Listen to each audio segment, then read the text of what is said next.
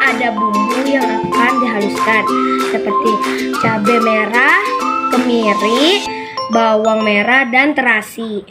Di sini ada bumbu pelengkap yaitu daun salam, lengkuas, asam, sedikit penyedap, gula merah dan garam.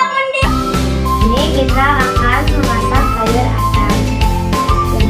Yang pertama kita masukkan nangka. Pertama kita masukkan nangka dengan air mendidih.